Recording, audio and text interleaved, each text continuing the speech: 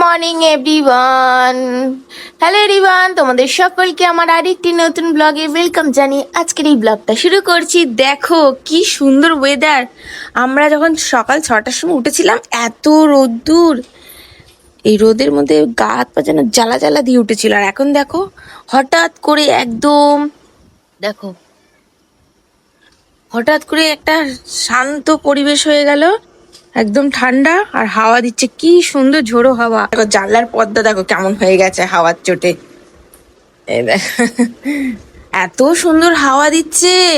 এই গরমে আমরা সারা রাত ঘুমাতে পারিনি জানো। এই যেদিকে আমাদের চা করে খাওয়াও হয়ে গেছে, সারা রাত ঘুমাতে পারিনি গরমে। আর এখন এত সুন্দর দেখো হাওয়া দিচ্ছে, ঝোড়ো হাওয়া।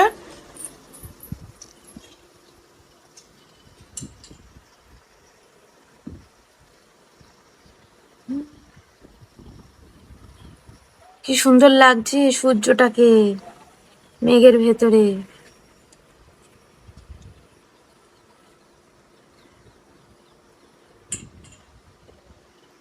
একটা অপূর্ব দৃশ্য।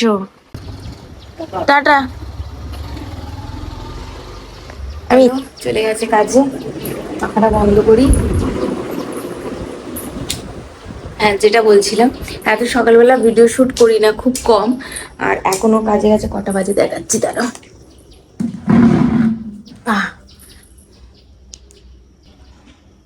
এই দেখো এখন বাজে 7:53। মানে কত সকালবেলা উঠেছি বলো তো আমরা। আর সকালবেলা ঘুম থেকে উঠেছি 6টা, তখন এত রোদ্দুর, গরমে শুতে পারিনি, উঠে পড়েছি। উঠে পড়ে জানলাতে বসছিলাম, বেশ সুন্দর হাওয়া দিচ্ছিল। হঠাৎ করে দেখলাম পুরো অন্ধকার হয়ে গিয়ে একদম মেঘলা হয়ে গেল, বেশ সুন্দর ওয়েদার, ঠান্ডা ঠান্ডা হয়ে গেল, হাওয়া দিতে শুরু করেছে। পুরো মেঘলা ওয়েদার ছিল, এখন আবার রোদ্দুর এসছে। দেখো আবার রোদ্দুর। আর আমরা না গরমের মধ্যে এই ফ্লোর ম্যাট্রেস যেটা আছে এটাতে শুতে পারি না, প্রচুর গরম। আজকে চাদরটা চেঞ্জ করব, কদিন ধরে কন্টিনিউসলি চাদরটা পাতা রয়েছে। কারণ চাদরটা কি বলতো, শোয়া হয় না আমাদের। চাদরটা জবের থেকে পেতেছি, শোয়া হয় না, এত বেডটা গরম হয়ে যায় না, তাই জন্য। তবে অনেক দিন হয়ে গেছে, চাদরটা তুলে দিতে হবে। বেশি দিন পেতে রাখলে কি বলতো, চাদরটা বেশি নোংরা হয়ে গেলে কাচতে কষ্ট হয়, এই আর কি। আজকে বেডশিট চেঞ্জ করব, ডাস্টিং করব সকাল সকাল। তারপর যতটা পারবো কাজ এগিয়ে রাখবো রান্নাঘরের। তারপর বেলা হলে রান্না করব। সকাল সকাল রান্না করি না, কারণ আমাদের একটু দেরি করে খাওয়া হয় তো, ওই কারণে। তাহলে দেখতে থাকো ব্লগটা, আশা করি আজকের ব্লগটা তোমরা সবাই এনজয় করবে। আর চুলটা না আজরা তো ইচ্ছা করে না, বেশ ম্যাসি হেয়ার, ভাল লাগছে না দেখতে।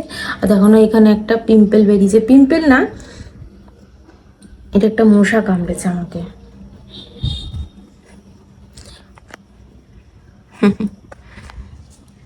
ভালো লাগছে না?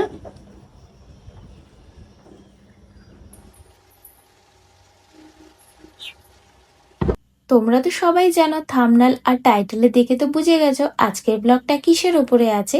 হ্যাঁ, আজ আমি আমার এই ছোট্ট বেডরুমটাকে মনের মতন করে সাজালাম। কিভাবে সাজালাম আর কি কি করলাম সবটাই আজকের এই ব্লগটায় তুলে ধরবো। তবে আমি শুনেছি লোকেরা নাকি নিজেদের বাড়ির বিছানার তলাতে গুপ্তধন লুকিয়ে রাখে। তবে আমার বাড়ির বিছানার তলায় কি আছে তোমরা কিছু দেখতে পাচ্ছ? আমার তো খাটই নেই, তাই বিছানার তলায় কিছু লুকিয়ে রাখা আমার কাছে কোনো চান্সই নেই। তবে হ্যাঁ, এত সহজে আমি হাল ছাড়ছি না বাপু, আমি গুপ্তধন খুঁজবই। আমার খাট নেই তো কি হয়েছে, আমার তো ম্যাট্রেস আছে, ম্যাট্রেসের নিচেও তো কিছু গুপ্তধন পেতে পারি বলো। তাহলে চলো ঝটপট করে, সময় না নষ্ট করে, ম্যাট্রেসটা তুলে গুপ্তধনটা খুঁজে ফেলি। আর আমি কি গুপ্তধন পেলাম জানতে চাও? দেখতে থাকো। প্রথম ফ্লোর ম্যাট্রেসটা তুলে তো কিছু পেলাম না, এর পরের ফ্লোর ম্যাট্রেসটা তুলে দেখি কি পাওয়া যায়। পেলাম, কি পেয়েছি যেন, ধুলো আর দুটো হারিয়ে যাওয়ার জিনিস, তাছাড়া আর কিছুই পেলাম না।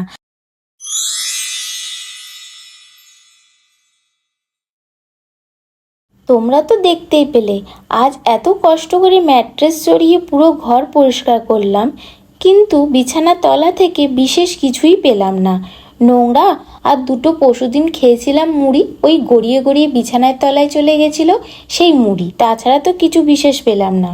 আচ্ছা, তোমাদের বাড়ির যখন খাট বা বিছানা সরিয়ে পরিষ্কার করো তখন কি কি বের হয় বলো তো? হারিয়ে যাওয়া জিনিস, ধুলো, নাকি এমন কিছু যেটা দেখে নিজেও অবাক হয়ে যাও? কাজের সময় ফোন এসে গেছে সুমিতের।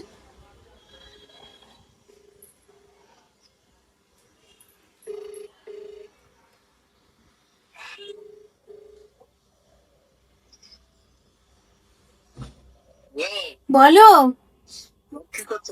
এই তো ঘর পোষা করছি। হ্যাঁ, দাঁড়াও দাঁড়াও, কমেন্টে সবাই নিজের নিজের বাড়ির বিছানার তলার রহস্য অবশ্যই জানিয়ে যাবে। আমার ঘরে খাট নেই তো কি হয়েছে, ম্যাট্রেস তো আছে। তবু আমার ম্যাট্রেসের নিচে কিছুই পরিষ্কার করতে গিয়ে রহস্য খুঁজে পেলাম না গো। না কোনো গুপ্তধন, না হারিয়ে যাওয়া বড় কিছু। যাই হোক, চলো এবার শক্তি অর্জন করে নিয়ে আমাকে পুরো রুমটাকে সুন্দর করে সাজাতে হবে, যাতে ব্লগে আর নিজের কাছেও খুব সুন্দর লাগে এই ছোট রুমটা। আমার ঘরে তো সেরকম দামি দামি জিনিসপত্র নেই, যেইটুকুনি জিনিস আছে সেইটুকুনি দিয়েই আমি ঘরটাকে সুন্দর করে সাজিয়ে তুলব, যাতে আমার কাছে আমার ঘরটা স্বর্গীয় মনে হয়। তাহলে চলো লেগে পড়ি আমার ঘরটাকে সুন্দর করে মেকওভার করতে। ঘরের মেকওভার করতে গিয়ে আমার তো গেম ওভার হয়ে যাচ্ছে, এত গরম। আর তার মধ্যে মাঝে মাঝে দমকা হাওয়া দিচ্ছে, বা যত ধুলো ময়লা আমি ঝাড় দিয়ে দোরগোড়ার সামনে রেখেছি সব ধুলোগুলো হাওয়াতে ঘরের ভেতরে করে দিচ্ছে। চলো এই চাদরটা বিছাই। এই চাদরটা আমার একটা খুব পছন্দের চাদর, কারণ এটার প্রিন্ট আর এটার কালার আমার খুব ভালো লাগে। আর সাদা জিনিসের মধ্যে আমার একটা দুর্বলতা আছে, আগে এই জিনিসটা ছিল না, এখন দিনে দিনে যত বয়সটা বাড়ছে সাদার প্রতি একটা ভালোবাসা জেগে উঠছে। আর দেখো, চেষ্টা করব ম্যাট্রেসের নিচটা সুন্দর করে চাদরটাকে ঢুকিয়ে দিতে। নাহলে কি বলতো, এটা ফ্লোর ম্যাট্রেস তো, এটার মধ্যে বসলে চাদরটা সেই কোণ থেকে খুলে যায়। এই যে মশারিটা দেখছো গোছাচ্ছি, এইটা কয়দিন আগে গিয়ে সোদপুর মার্কেট থেকে নিয়ে এসেছি। এটা সিঙ্গেল মশারি, আর এটার দাম নিয়েছে 250। এটা 300 টাকা দাম বলছিল, আমি 250 দিয়ে নিয়ে এসেছি। আচ্ছা, আমি কি দাম দরটা কি ঠিক করেছি না বেশি দিয়ে চলে এসেছি, আমাকে একটু কমেন্টে জানিয়ে তো। আর দেখো বিছানাটা সুন্দর করে গুছিয়ে নিলাম। এবার ডাস্টিং করার পর আমি ঘরটা ঝাড় দেবো। আর এই সময় আমি চালিয়েছি পাখা, কারণ একদম থাকা যাচ্ছিল না, খুব গরম লাগছিল গো। যত বেলা বাড়ছে রোদের যেন তাপ আরও যেন তেজ হয়ে যাচ্ছে। দেখো ডাস্টিং করার পর আমি পুরো ঘরটা রান্নাঘর থেকে নিয়ে সমস্তটা ঝাড় দিয়ে দিয়েছি। আর যতবার ঝাড় দিচ্ছি হাওয়াতে সব চুলগুলো, যেগুলো গায়ের লোম হয় না, ওই গায়ের লোমগুলো পড়েছে। আসলে সুমিতে না গায়ে লোম ভর্তি তো, আর ওগুলো পুরো চারি ঘরময় হয়েছে। ওই যেমন কুকুরের গায়ের লোম পড়ে না, ওরকম। প্লিজ কিছু মনে করো না, জাস্ট তোমাদের বোঝানোর জন্য এই কথাটা বললাম। গায়ের লোম ঝাড়া বন্ধ করার জন্য কি দিতে হয় বলো তো, কমেন্টে জানিও, তাহলে আমি ওকে এনে দেবো, তাহলে ওর গায়ের লোমগুলো ঝরা বন্ধ হবে। কারণ প্রচুর বিরক্ত হয় গো আমার, কেন বলো তো, খাওয়া দাওয়াতে সবেতে ওর গায়ের লোম পড়ে। আর শুধু ওর নয়, আমার মাথারও চুল হেয়ার ফল হচ্ছে প্রচুর। যাই হোক, দেখো ব্যালকনিটাকেও আজ সুন্দর করে গুছিয়ে নেবো। যেগুলো দরকার সেগুলো রাখবো, যেগুলো দরকার নেই টান মেরে ছুঁড়ে ফেলে দেবো। চলো তোমাদের সুন্দর করে আমার বেডরুমটা গোছানো দেখাই, কেমন আমার রুমটা গোছানো হয়েছে।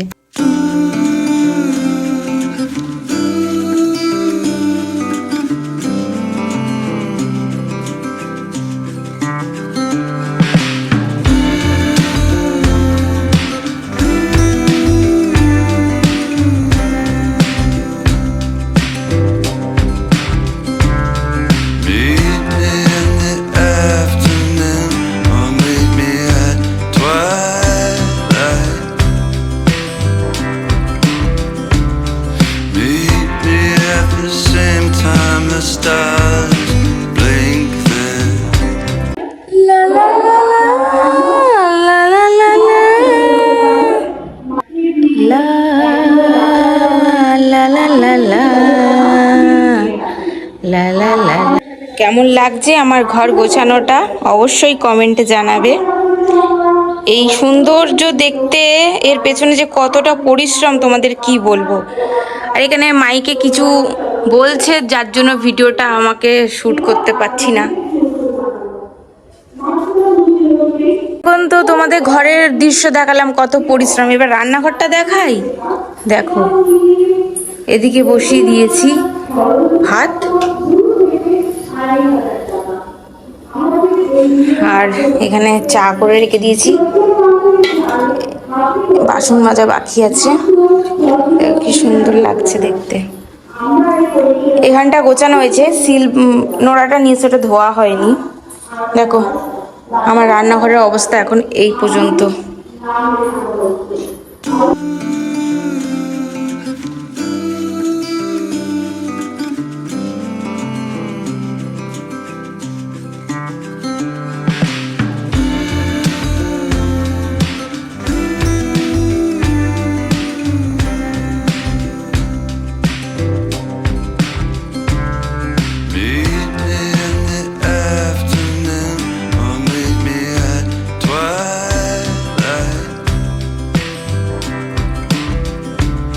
রোজই তো তোমাদের সাথে ছোটোখাটো কিছু না কিছু রেসিপি শেয়ার করি, কিন্তু আজ ভাবলাম একটু অন্যরকম হোক। আজ না হয় রান্না বান্না আর রেসিপি বাদই থাক, আজকের পুরো ব্লগটা শুধু ঘর পরিষ্কার, ঘর গোছানো আর ছোট রুমটাকে সুন্দর করে সাজানোর গল্প নিয়ে থাক। আজ তোমাদের সাথে কোনো রেসিপি শেয়ার করলাম না, আর শুধু মন দিয়ে নিজের ছোট ঘরটাকে একটু যত্ন করে গুছিয়ে নিলাম। রান্না বান্না সেরে নিয়ে আমি ঘরটা পুছে নেব। ঘর পোছা হয়ে গেলে তারপরে আমি চলে যাব স্নান করতে। স্নান টান করে পুজো টুজো দিয়ে আমি তোমাদের সাথে ক্যামেরার সামনে এসে কথা বলছি, কারণ এই গরমের মধ্যে ঘর পরিষ্কার করে রান্নাঘর সামলানো একটা নাজেহাল অবস্থা। আর এতটাই ঘাম আর এতটাই পরিশ্রম হয়েছে, যতক্ষণ না গায়ে জল ঢালছি মন যেন তৃপ্তি পাচ্ছে না। তা চলো নিজের প্রাণ মন শরীরকে ঠান্ডা করার জন্য আগে ঘরটা পুছে স্নান টান করে এসে তোমাদের সাথে আমি ক্যামেরার সামনে এসে কথা বলছি। আর আজ জানো তো সকালে ব্রেকফাস্ট করিনি, কারণ সুমিত সকাল সকাল চলে গেছে। ও থাকলে আমার ব্রেকফাস্টটা করা হয়, ও নেই বলে আর ব্রেকফাস্টটা আজকে করা হয়নি। স্নান করে চলে এসেছি, ঘরের সমস্ত কাজ হয়ে গেছে, রান্নাও হয়ে গেছে। তবে ব্লগটা বেশি লম্বা করব না, তোমাদের ঝটপট করে দেখিয়ে দিই আজকে আমার কি রান্না হয়েছে। ঠিক আছে, ঝটপট করে দেখাই। হ্যাঁ, ঢেউ খেলছে কেন জানি না, দাঁড়ো। এই হলো শুক্তো, যেটা ঝোল হয়েছিল বড়ি দেওয়ার পরে ঝোলটা শুকিয়ে গেছে। অসুবিধা নেই, আমি একা খাবো। সুমিত খায় না শুক্তো, যাই হোক খায় শুক্তো, মানে মন মতি খেয়াম খেয়ালি, যদি ইচ্ছা হয় তাহলে খায়, নাহলে খায় না। যাই হোক, শুক্তো হয়েছে। এদিকে কী সব বলছি, এটা হচ্ছে অরহর ডাল, খালি ফোড়ন দেওয়া বাকি আছে। এ দেখো তরুলি আর পেঁয়াজ কাঁচা লঙ্কা ভেজে রেখে দিয়েছি। আর এর মধ্যে আছে লাউ শাক চচ্চড়ি, বা লাউ শাকের তরকারি বলতে পারো, বড়ি আলু দিয়ে একটা দারুণ স্বাদের লাউ শাক হয়েছে। এটার মধ্যে ভাত আছে, ডাল আছে, এটার মধ্যে অন্য ডাল। কি সুন্দর হাওয়া দিচ্ছে দেখো এই ঘর দিয়ে। আজকে অনেক খাটাখাটনি হয়েছে, অনেক খাটাখাটনি। হ্যাঁ, যেটা বলছিলাম, তাড়াতাড়ি করে দেখালাম এই কারণে, বক্স মাইক বাজাটা বন্ধ হয়েছে। এত মাইক বাজছে, আমি ব্লগ করতে পারছিলাম না। ক্যামেরার সামনে এসে যে কথা বলবো দুটো, সেটাও বলতে পারছিলাম না। যাই হোক, চুলটা অর্ধেক ধুয়েছি অর্ধেক ধুইনি, এই অবস্থায় চলে এসেছি। তাতেই করে রান্না দেখিয়ে দিলাম। আজকে এত কিছু হয়েছে। আর আমার হয়েছে অরহর ডাল, যেটাকে বিউলির ডাল বলে শায়দ, মনে হয়, জানি না কি ডাল বলে, বিউলির ডাল বা যেটা হরহর করে গো, ওই ডাল করেছি। আর সুমিতের জন্য মুসুর ডাল করেছি। আর লাউ শাকের তরকারি করেছি, সাথে শুক্তো আর তরুলি ভাজা, পেঁয়াজ তরুলি ভাজা। এই হচ্ছে আজকের লাঞ্চের মেনু। বাট আরও বাড়তে পারে, সেটা সুমিত আসলে তারপর।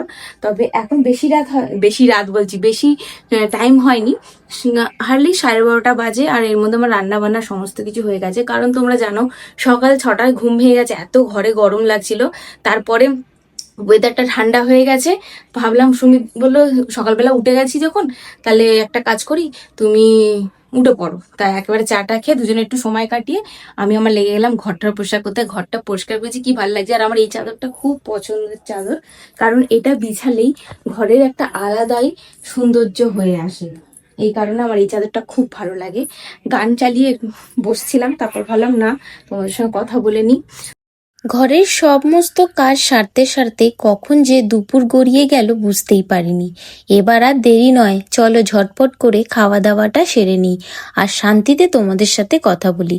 সুমিতের তো আসতে দেরি হবে, আর এখন দুপুর 2টো বাজে। আর বেশি দেরি করব না, চলো খাওয়া দাওয়াটা করে নিয়ে তারপর তোমাদের সাথে ক্যামেরার সামনে এসে কথা তা বলছি। ব্লগটা বেশি লম্বা করব না, ব্লগটা আমি এই অবধি রাখবো। আশা করব তোমাদের সকলের আজকের ব্লগটা ভালো লেগেছে। যদি ভালো লেগে থাকে অবশ্যই একটা লাইক করে সাবস্ক্রাইব করে পাশে থাকতে হবে।